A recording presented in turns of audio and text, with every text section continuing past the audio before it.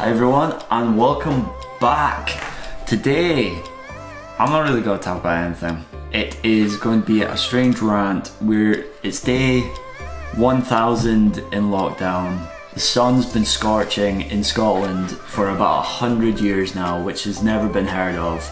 I look completely homeless and that's it really. I can't straighten my legs, muscle wastage, you know, we're all stuck sitting down.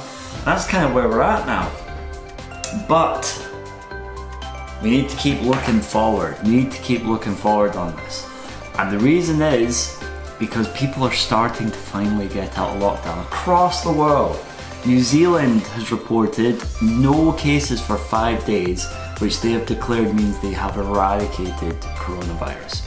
Or at least not eradicated, just there's none there at the moment. Nobody's caught anything, nobody's got anything, which is mighty impressive. That is how you do it correctly. And then England is starting to open up again. People are out and about, probably too quickly. I mean, there's still an epidemic going on and people are just absolutely filling up the beaches like no one's business. I don't really think that's right, but...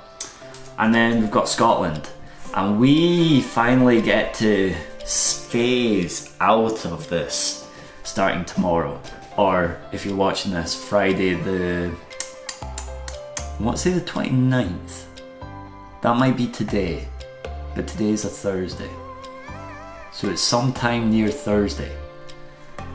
Anyway, so now that we get to phase out, we actually get to go back and feel a little bit of normality again, which means meeting people again, it means getting out and about, it means venturing more than a 10-minute walk away or 30-minute walk away, because obviously you gotta walk 30 minutes back for your 1 hour of exercise.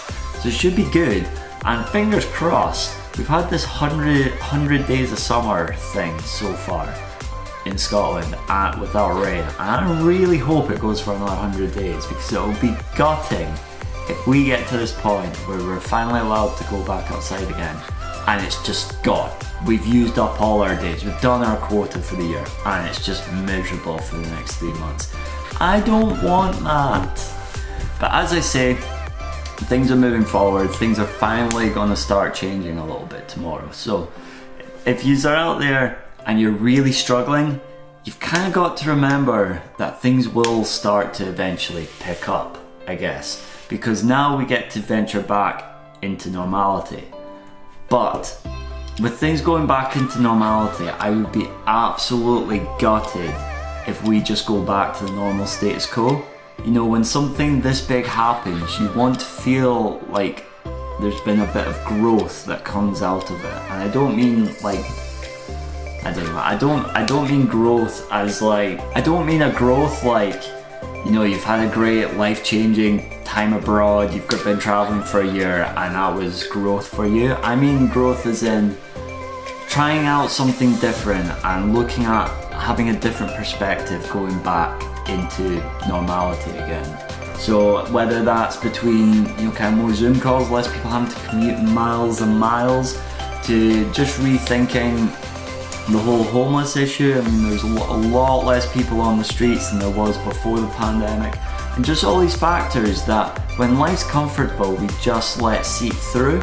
And when there's actually something as life-changing as this comes along that completely rattles the status quo, it forces us to react in ways that we wouldn't have. It's the same with wars. Like without world wars, we wouldn't have progressed so quickly with aircraft.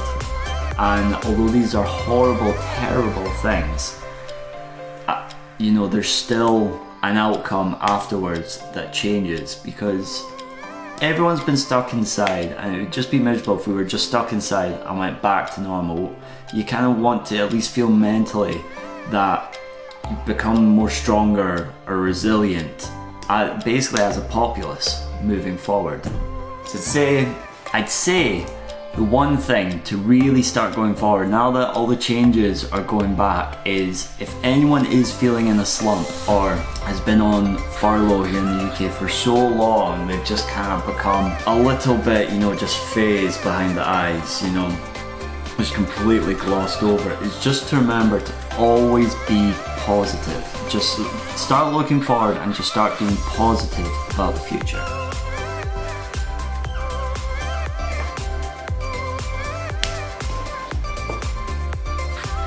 Now, there, I've written it on my hand, so it's a thing now. Read it, and learn it. It's all stuck in my head. I don't know if that was a good idea. I don't actually know if this is permanent marker because I just picked up a load of black pens and I know some of them are permanent markers, but I don't know if that's just a Sharpie or not. I'm not quite sure.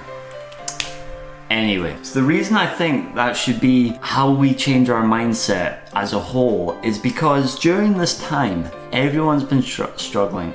For the most part, people have been having to change their routines and just really go out of sync with what they're used to.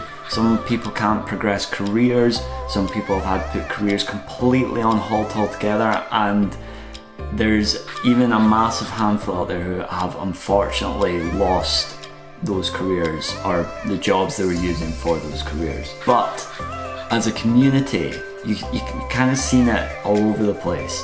Is people have started to come together and people have really learned who their neighbours are. Because I think we've got so used to travelling A, B or C all over the world all the time, and you can stay in links with people you've known for so long from who now live in other cities or countries away from you.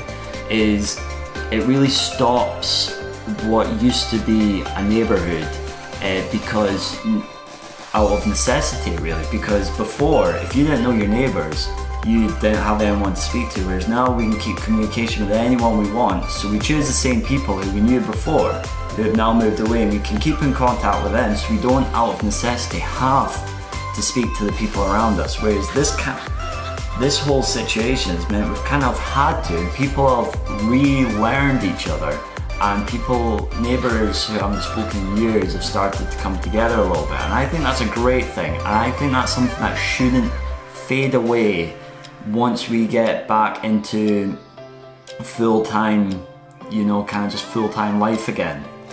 And I think that's a good use of that, because really the more people you speak to, the more interactions you have. I personally feel like I start to feel drained if I haven't spoken to someone after a certain amount of time, and that's because you just start to switch off. You start to go internally, stay in your own head, and then that's where you start to get a little bit of paranoia and start to see everyone as the enemy. Whereas I feel like if we all spoke to each other more often, we can humanize each other more, and we wouldn't have all these kind of extreme viewpoints or extreme hatred to people we've never met. Instead, we can speak to them, empathize, understand, and ideally explain our viewpoints, and you get this nice middle ground that everyone melds into, and that would be a much more pleasant place to live. The other thing going out of this is because obviously over here in the UK, so if you can hear those horns that have just gone off now that I've mentioned them, because we live right next to loads of offshore vessels, they do a massive beep for the NHS staff every Thursday. It's very nice to hear. I do really like it. But moving forward, now that we're coming out of lockdown, it's how we spend the rest of the year now. Like, a lot of us have been cooped up, most likely not being as productive as we would have liked to have been. But now going back into things, it's what we do with this remainder of the year. If we go back to normality, people will be away here, there and everywhere on holiday. Unfortunately, I don't see us getting away anytime soon, just because we don't want to suddenly come out of it, respread it, get it all back again, and then be back in lockdown. So I reckon a lot of people will have to spend the rest of this year in their own countries. And it's what you do with that time, because most people think annual leave goes with going on holiday. So you could stay in your own country. Me personally, I'm a big fan of hill walking, doing Munros in Scotland and stuff, so I'll be spending a lot of my free time doing that. I'm probably doing what they call like staycations or whatever the crap it's called, and basically try and rediscover the own cities. Like, this is Aberdeen. I've studied here, I now live here, and I still haven't seen most of it.